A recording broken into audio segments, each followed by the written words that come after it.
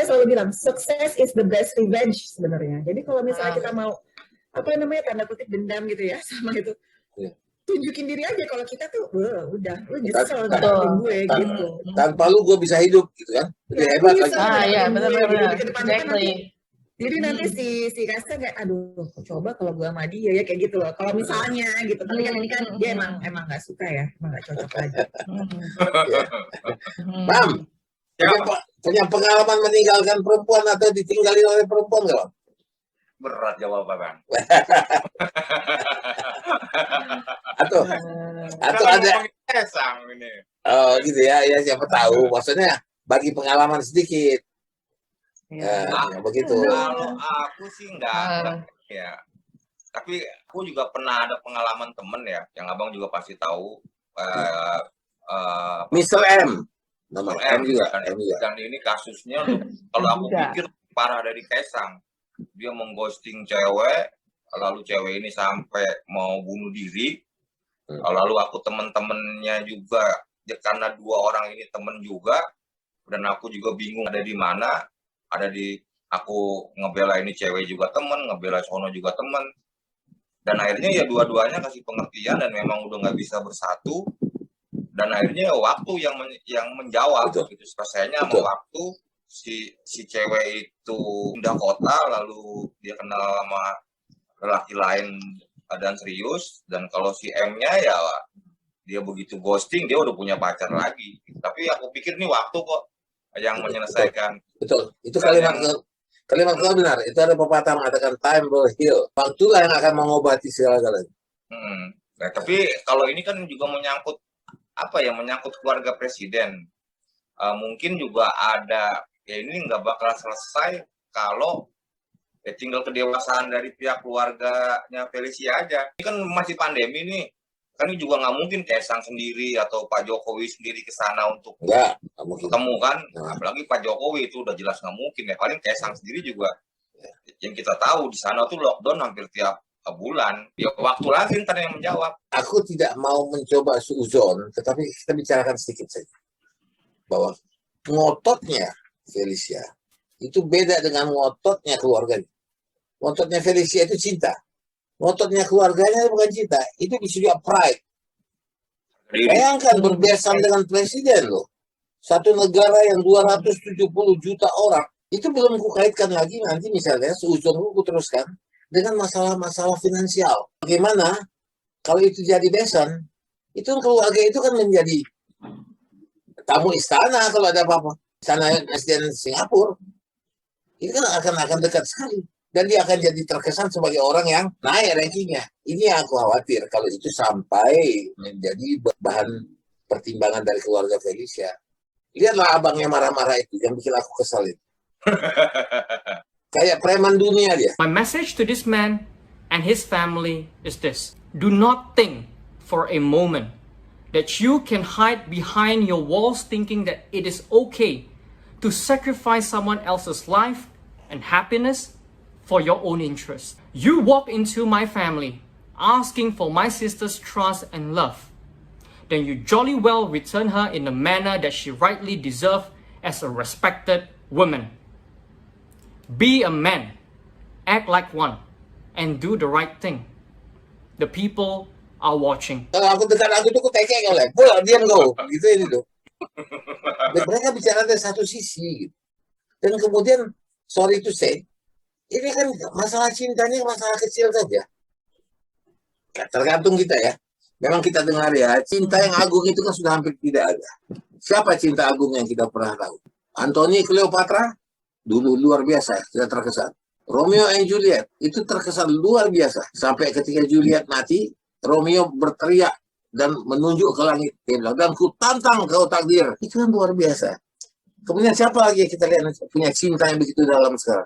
Aku tidak percaya bahwa ada cinta yang dalam lagi. Gua tuh tiap detik jatuh cinta. Tapi pada menit ketiga gua patah hati. Jadi itu wajar aja. Jadi kalau kita sampai jauh ke sana luar biasa. Bukan tidak mungkin ada pertimbangan itu. Bisa aja itu juga ada pertimbangan itu. Gak tahu nih, Uci lagi mau marah-marah wajahnya.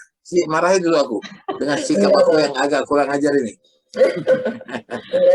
Frolin, ada yang dilihat lagi, Frolin? Kalau menurut vision saya, sebenarnya masalah Kaisang sama Felicia ini nanti cepat selesai. Kalau menurut saya, ya paling pertengahan tahun lah, paling pertengahan tahun tuh isu-isu seperti ini tuh maksudnya permasalahan ini tuh sudah cepat berlalu. Karena nanti Felicia udah bisa mau menerima kenyataan gitu. Dan aku setuju dengan apa yang dikatakan Mbak Suci itu, bahwa memang perempuan tuh memang harus punya harga diri sih. Karena jujur, kalau aku lihat di internet ya, tentang Felicia yang dia klarifikasi segala macem, maksud aku kalau aku jadi Felicia, kalau memang Kaisang itu sudah nggak mau ngomong, terus keluarga juga diem aja gitu kan, maksudnya ngapain juga gitu loh, lu istilahnya pakai klarifikasi gitu. Maksud gue juga perempuan, ya udahlah ya, lu mau menghilang kayak gimana ya udahlah, gue akan terima kenyataan dan gue akan mundur gitu, gitu sih. Dan sepertinya ini Felicia lagi di tahap yang namanya, kalau vision aku mengatakan Felicia di tahap yang tidak bisa menerima kenyataan, dan juga keluarganya sendiri pun juga sama, juga seperti Felicia, karena kan pengennya anaknya itu kawin sama anak presiden, jadi anaknya bisa mendapatkan something gitu loh, dari benefit dari ketika dia nikah sama anak presiden gitu loh, karena dia merasa bahwa wow gitu loh, dan keluarganya kayak pride gitu loh, seperti itu memang benar dari vision aku gitu. Jadinya ya nggak sinkron aja gitu loh, dan jujur ya, kalau aku ngelihat dari Pak Jokowi sendiri pun juga menganggap, halah ini cuma masalah remeh-temeh gitu kan, masalah cuma yang kecil doang gitu loh, ngapain juga gitu loh, istilahnya di up terlalu besar, karena ini kan juga masalah intern, masalah anaknya juga gitu, dan Pak Jokowi tidak ada suatu hubungan dan korelasinya dengan masalah ini, makanya Pak Jokowi diem gitu. Dan aku misalnya gitu loh. Aku notisnya mengatakannya gitu di vision aku. Bukan berarti Pak Jokowi tidak mau berkomentar atau care dengan permasalahan ini. Cuman bagi Pak Jokowi kayak ini cuma sepele doang gitu loh. Jadi Pak Jokowi ya udahlah, diam aja, tenang gitu kayak gitu. Justru sikap sepele itu yang bikin keluarganya Felicia marah. Kita disepelekan, kagak dianggap. Marah-marah. Bahkan lu mesti datang presiden. Waduh. Iya. Gitu. Cuma kalau dari sudut pandang keluarga perempuan ya, malu sih Bang kalau misalnya melakukan itu gitu loh. Jadi kayak ngarep banget gitu loh jadinya gitu. Iya, kayak ngarep banget, bener. Padahal kan mereka keluarga berada ya, istilahnya kalau misalnya mampu gitu kan, pasti dia bisa mendapatkan yang lebih baik gitu. Sayang banget gitu keluarganya seperti itu sih. Ya sayang, betul. Jadi aku juga melihat ini kok bisa begitu, tapi ya biasa begitu. Di keluarga, apalagi setelah melihat beberapa sejarah ya, keluarga Chinese peranakan, itu memang yang namanya ucapan itu sudah dianggap janji, yang harus ucapan saja. Maka dalam buku silat itu pernah dibilang, seorang kuncu itu adalah seorang budiman. Seorang kuncu itu setelah dia melepaskan kata-kata, itu tidak bisa ditarik lagi oleh 7 ekor kuda. Jadi kata-kata saja sudah kayak janji, saya sumpah. Itu di adat mereka, dan itu mungkin terbawa. Mudah-mudahan tidak ada kesan finansial atau background di belakang. Tapi bagaimanapun ya, apapun yang terjadi antara Felicia dengan Kaisang, itu aku berharap keduanya itu bisa menyelesaikan dengan baik, rukun, tidak ribut-ribut lagi. Temui harga dirimu, terutama pada Felicia yang sekarang kelihatannya sedang teraniaya. Percayalah, mungkin dengan tidak hadirnya Kaisang itu dalam hidupmu, itu memberi kesempatan kepada kamu bahwa untuk mendapat laki-laki lain yang lebih hebat dari Kaisang. Banyak. Imam ini kan masih single emang. Nah, jadi hal ini begini. Tapi Mas Imam orangnya santai loh. Ya santai ya? Tipenya orangnya santai ya. Coba bacain dikit, bacain dikit. Cuma sebenarnya kadang-kadang kalau kadang-kadang orangnya suka batin gitu kan. Kalau ada something gitu dibatin gitu. Terus sebenarnya berharap sih pengen jodoh gitu. Iya, betul. Dia karir yang penting, dia karir. Santai Masnya. Iya, karir. Dia orangnya santai sih. Kalau Suci gimana Suci? Aduh, dibaca juga. Sedikit aja, yang baik-baik aja. Itu, ya kalau Basu, aku karakter aja ya. Jadi Basu itu tipenya orangnya sangat berhati-hati. Kalau aku baca wajahnya ya, tipenya sangat berhati-hati. Orangnya juga sangat dengan kehati-hatian itu tipe agak tegas juga sih. Kadang-kadang kalau misalkan ada something gitu, ada emosionalnya dikit. Emosional itu bukan karena temperamental ya, tapi ada something yang gimana kayaknya wah ini harus gue kejar nih gitu. Kayak gitu. Dia very Tipenya tough. gitu. Ya, Kalau aku melihat Suci ini sebenarnya aku melihat Margaret Thatcher. Apa dia Margaret Thatcher? Apa dia mau dia mesti dapat? Margaret Thatcher. Iya. Nah sekarang aku gimana kalau aku? Kalau aku gimana? Oke. Iya. Kalau abang sendiri tuh kalau aku lihat tipenya santai sebenarnya, tipe santai karakternya. Cuman santainya ini penuh dengan strategi gitu. Jadi mencoba penuh dengan strategi. Jadi tipenya abang ini kalau aku lihat dari wajah, kadang-kadang strateginya juga pintar merayu seseorang sehingga seseorang menjadi tertarik gitu. Gitu. Betul kan? Betul nggak yang dia bilang itu tentang aku? Kau kan tahu aku. Iya pasti. Bocah nakal. Bocah tua nakal ya. Tapi gak hanya asmara doang sih. Sebenarnya kalau misalkan dengan di pertemanan orang jadi suka dengan abang ya kan, suka berteman, orang jadi percaya sama abang gitu. Tapi memang merayunya abang ini memang lebih maksudnya prefer ke percintaan biasanya begitu. Yeah. Tapi memang perempuan jadi lebih tidak insecure loh sama abang, jadi lebih ke dia tuh lebih aman, nyaman gitu, ngerasa seperti itu kalau aku lihat karakternya. Guru saya. Ya, kalau Mbak Suci ini tipe orang kalau di percintaan tuh mencari pasangan yang memang mengutamakan namanya kejujuran gitu, mengutamakan yang namanya lu jangan bohong ya sama gue gitu kan, pokoknya lu harus benar-benar yang punya tanggung jawab, bener gak? Kan kayak gitu. Iya. Kalau Mas Imam ini diam-diam menghanyutkan. Kadang-kadang kan tipenya diam, tapi sebenarnya ada anak-anak dikit, tapi sebenarnya nggak terlalu yang gimana sih. Kalau Mas Imam kan tipenya orangnya ya udahlah kalau santai gitu, let it flow gitu. Ya dia santai, tapi dia pemikir kalau Imam ini. Dia tipe pemikir, maksud aku tipe sangat membatin gitu lah, apa-apa itu dibatin, dipikirin gitu kayak gitu tipenya. Yang gue lucu tadi ngelihat wajah Suci ketika disebut bacain dia malu-malu gitu. Film Korea kan lebih banyak sakit hati kayak gini kan? Iya, film Korea kan lebih lebih baik dramanya. Kalau aku lihat sih dari sudut pandang percintaan kayak gini, kita nggak tahu ya perasaannya apa yang dirasakan Felicia saat ini seperti apa. Ini lebih dari sudut Felinya ya, bukan keluarganya. Mungkin Feli akan melewati masa-masa sulit gitu kan. Apakah dia nantinya butuh konseling dengan psikolog kan? Karena yang dia rasakan itu kan pasti beda ya. Kita nggak bisa judge dia kok.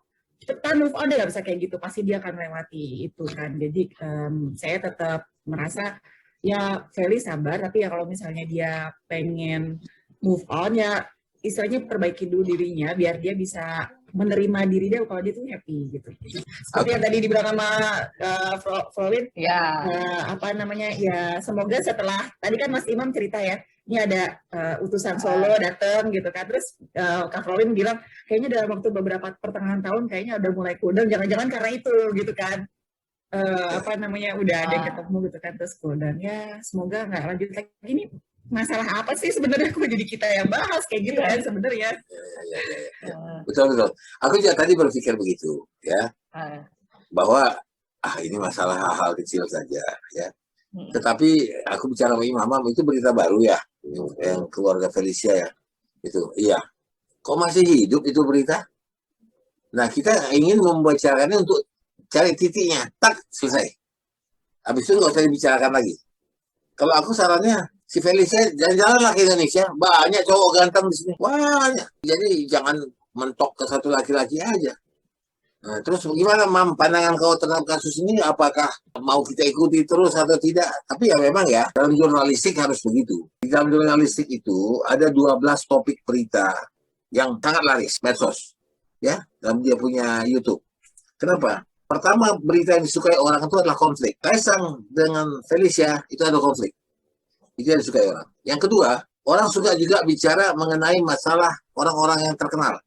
Prominent dan eminent. Orang-orang terkenal itu selalu diberitakan. Nah inilah dia orangnya. Jadi cerita Kaisang ini menariknya karena dia anak presiden. Kalau dia nggak anak presiden, gue nggak peduli amat lah. Karena cinta anak presiden ini kalau kita lihat kan dari zaman dulu, ya kita selalu bicara. Misalnya Tommy Soeharto siapa ya pacarnya sekarang ya? Gitu kan. Bambang Tri siapa ya sekarang ya? Selalu gitu. Kemudian Ibas waktu itu kawin sama siapa ya? Itu sampai yang kecil-kecil dikulik terus semua. Dan itu makanan empuk. Itu yang berita. Jadi dengan kata lain, kita tidak mengada-ngada mengangkat ini. Itu menunjukkan bahwa orang besar saja kalau dia mau mendengarkan cerita cinta.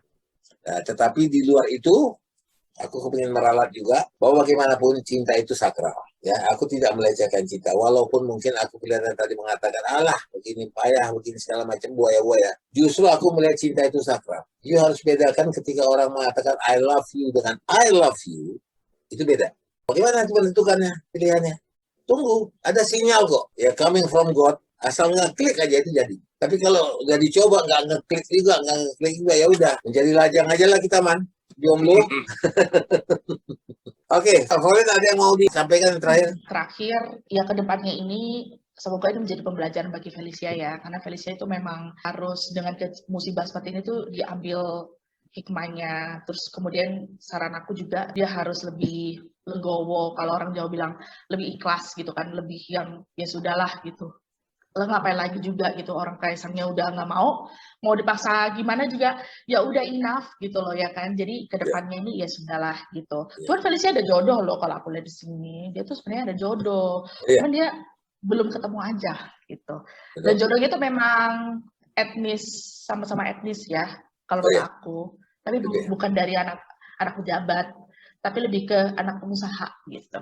Dan dia happy kan ya? Oh, nanti ke depannya dia happy, dia akan bisa ikhlas kalau menurut aku, dan dia akan bisa setelah ya pokoknya isu-isu ini tuh berhentinya pertengahan tahun ini kok, cepet kok, bener-bener cepet gitu. Aduh man, gak ada berita lagi kita man. Ya masih banyak, Pak. Masih banyak nanti ada isu-isu lagi juga gitu. Boleh itu. Aku berpikir lebih baik begitu. Felicia menemukan seorang pria yang kalau katanya dari satu etnis itu lebih baik, apalagi kalau satu keyakinan. Nah ini aja, kalau dia mau keyakinan aja udah susah, making a big problem gitu ya. Oke, kita selesaikan bincang-bincang santai kita pada hari libur ini. Anda boleh mempermainkan cinta, tapi jangan cinta mempermainkan Anda. Thank you ya. Frolin, salam ke Papa. Iya. Ya, Mam. Saya salam. Thank you, Mbak Susi. Oke, kita ketemu lagi ya. Thank you. Assalamualaikum warahmatullahi wabarakatuh. Waalaikumsalam. Oke, thank you. Bye.